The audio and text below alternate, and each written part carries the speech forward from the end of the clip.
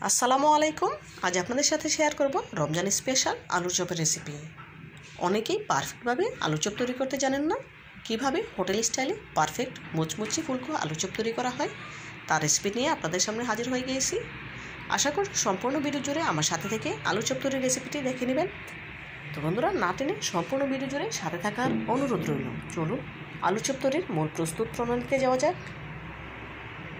আলুর চপ তৈরি করার জন্য প্রথমে আলু সেদ্ধ করে নিতে হবে। এখানে 5 পিস মাঝারি সাইজের আলু খুব ভালোভাবে ধুয়ে পরিষ্কার করে নিয়েছি। দেখেই বুঝতে পারছেন আলুগুলো আমি আস্ত সেদ্ধ করব, সেজন্য কাটিনি। দিয়ে দেবো পরিমাণ মতো পানি দিয়ে চুলায় বসিয়ে দিয়েছি। এখন আলুগুলো সেদ্ধ করে নেওয়ার পালা। দেখুন এই পর্যায়ে আলুগুলো 80%-এর মতো সেদ্ধ হয়েছে, 100% নয়। এখন সেদ্ধ করা আলুগুলো পানি থেকে ছেঁকে নেব। আলুর চপের জন্য এখন বেসনের ব্যাটার তৈরি করে নেব। সেই জন্য একটি মিক্সিং বোল নিয়েছি, তার উপর দিলাম একটি স্ট্রেনার। বেসনটা চেলে নেওয়ার জন্য দিয়েছি 1 কাপ বেসন। এই বেসনটা আমার ঘরেই তৈরি করা। কীভাবে হোমমেড বেসন তৈরি করা হয় তার রেসিপি অলরেডি আমার চ্যানেলে আপলোড দেওয়া আছে, প্রয়োজনে সেখান থেকে দেখে নিতে পারেন। যে কোনো চপ তৈরি করার ক্ষেত্রে অবশ্যই বেসনটা চেলে নেওয়ার চেষ্টা করবেন, এতে করে বেসনের ব্যাটারটা অনেক বেশি স্মুথ হবে। দেখুন সম্পূর্ণ বেসনটা চেলে নিয়েছি। এখন এতে কিছু মশলা অ্যাড করব। দিয়ে দিচ্ছি 1/2 চা চামচ লবণ, 1/2 চা চামচ লাল মরিচের গুঁড়ো, 1/2 চা চামচ জিরা গুঁড়া, 1/2 চা চামচ গরম মশলার গুঁড়া, 1/2 চা চামচ হলুদ গুঁড়া, 1/4 চা চামচ পরিমাণ বেকিং সোডা। এখানে আমি বেকিং সোডা অ্যাড করেছি, বেকিং পাউডার না। দিয়ে দিচ্ছি 1/2 চা চামচ আদা বাটা, 1/2 চা চামচ রসুন বাটা। সবগুলো উপকরণ একসাথে খুব ভালোভাবে মিশিয়ে নিতে হবে। হ্যান্ড উইক্সের সাহায্যে সবগুলো উপকরণ খুব ভালোভাবে মিশিয়ে নিচ্ছি। তবে চাইলে আপনারা এই পর্যায়ে সামান্য একটু ফুড কালার অ্যাড করতে পারেন। তবে আমি ফুড কালার ছাড়াই এই আলু চপগুলো তৈরি করব। ফুড কালার এটা অপশনাল, চাইলে আপনারা অ্যাড করতে পারেন অথবা স্কিপ করতে পারেন, কোনো অসুবিধা নেই। আমি সাধারণত ফুড কালার অ্যাড করি না, সেজন্য দিলাম না। এখন অল্প অল্প পানি দিয়ে মসৃণ ব্যাটার তৈরি করে নেব। একসাথে বেশি পানি দেওয়া যাবে না, এতে করে ব্যাটার অনেক বেশি পাতলা হয়ে যেতে পারে। আলুর চপ অথবা বেগুনি তৈরি করার ক্ষেত্রে অবশ্যই বেসনের ব্যাটারটা পারফেক্টভাবে তৈরি করতে হবে। বেসনের ব্যাটার যখন পারফেক্টভাবে তৈরি হবে তখন আলুর চপ বেগুনি এমনিতেই অনেক বেশি পারফেক্ট হবে। দেখুন অল্প অল্প পানি দিয়ে আমি মসৃণ ব্যাটার তৈরি করে নিচ্ছি। একসাথে কিন্তু বেশি পানি দিইনি, কয়েকবারে পানি অ্যাড করেছি। তো বন্ধুরা, ভিডিওর এই পর্যায়ে আপনাদের কাছে ছোট্ট একটি রিকোয়েস্ট রইল, যারা এখনও পর্যন্ত আমার ভিডিওটি দেখছেন একটি লাইক দিতে ভুলে গিয়েছেন, প্লিজ একটি লাইক দিয়ে ভিডিওটি কন্টিনিউ করবেন।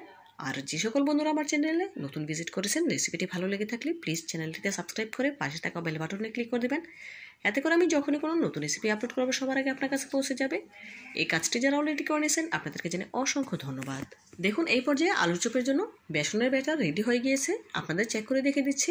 একটি আঙুল চুপে নিলাম, ওপর থেকে দেখুন এক ফোঁটা পড়ছে। আর কয়েক সেকেন্ড স্থায়ী হওয়ার পর বেসনের ব্যাটার সাথে মিলে যাচ্ছে। এরকম হলেই বুঝতে পারবেন আলুর চপ বা বেগুনের জন্য বেসনের ব্যাটার পারফেক্টভাবে রেডি হয়েছে। দেখুন আমার আঙুলটা কিন্তু দেখা যাচ্ছে না, বেসনের ব্যাটার দিয়ে কিন্তু আঙুলটি ঢেকে আছে। আগে থেকে যে আলুগুলো সেদ্ধ করে রেখেছিলাম সেগুলো খোসা ছাড়িয়ে নিয়েছি। এখন ম্যাশারের সাহায্যে ম্যাশ করে নিচ্ছি। খুব ভালোভাবে ম্যাশ করে নিতে হবে যাতে কোনো দানাদার অংশ না থাকে। দেখুন আলুটা আমার ম্যাশ করা হয়ে গিয়েছে, একটু দানাদার অংশ নেই, দেখেই বুঝতে পারছেন একদম পারফেক্টভাবে ম্যাশ করে নিয়েছি। এখন এতে মশলা অ্যাড করবো। দিয়ে দিচ্ছি 1/2 কাপ পেঁয়াজের বেরেস্তা। পেঁয়াজের বেরেস্তা আমি ঘরেই তৈরি করে নিয়েছি। দিয়ে দিচ্ছি 2 টেবিল চামচ পরিমাণ পোড়ামরিচের গুঁড়া, 1 টেবিল চামচ পরিমাণ কাঁচামরিচ কুচি করে কেটে নিয়েছি, 1/2 চা চামচ জিরা গুঁড়া, 1/2 চা চামচ গরম মশলার গুঁড়া, 1 টেবিল চামচ পরিমাণ ম্যাগি মশলা, পরিমাণ মতো লবণ, 1 চা চামচ পরিমাণ সরিষার তেল। এখন আলতো হাতে সবগুলো উপকরণ আলুর সাথে মিশিয়ে নেব। বেশি চটকানো যাবে না, এতে করে আলুটা নরম হয়ে যাবে আর চপ তৈরি করতে অসুবিধা হবে। সেজন্য খুবই আলতো হাতে এই মিশ্রণটা রেডি করে নিতে হবে। আলুর চপ তৈরি করা একদম সহজ। আমার রেসিপিটি যদি আপনারা হুবহু ফলো করেন ইনশাআল্লাহ আপনারাও পারফেক্টভাবে হোটেল স্টাইলে আলু চপ তৈরি করতে পারবেন। ভিডিওটি কেউ টেনে দেখবেন না, তাহলে আবার কোনো টিপস মিক্স করতে পারেন। দেখুন আলুর মিশ্রণটা রেডি হয়ে গিয়েছে। এখন হাতে সামান্য একটু তেল মেখে আলু চপের আকারে সেদ্ধ নিতে হবে। এখান থেকে অল্প অল্প আলুর মিশ্রণ নিয়ে আলু চপগুলো তৈরি করে নিচ্ছি। দেখুন দো হাতে ডলে একটু চ্যাপ্টা করে নিচ্ছি। এইভাবে করে একই প্রসেসে সবগুলো আলুর চপ তৈরি করে নেব।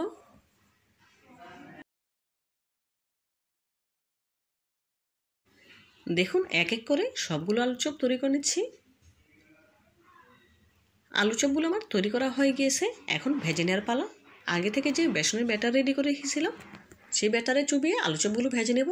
চুলা আগে থেকে পর্যাপ্ত পরিমাণে তেল দিয়ে পুরোপুরি গরম করে নিয়েছি। এখন এক এক করে আলু চপগুলো দিয়ে দিচ্ছি ভেজে নেওয়ার জন্য।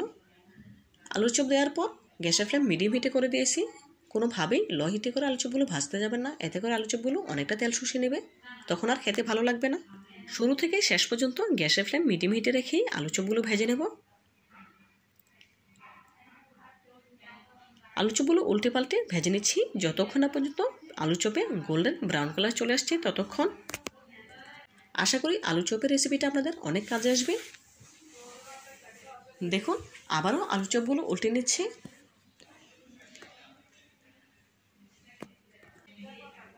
এভাবে করে কয়েকবার উল্টে পাল্টে নেওয়ার পর আলুর চপে গোল্ডেন ব্রাউন কালার চলে এসেছে, দেখেই বুঝতে পারছেন।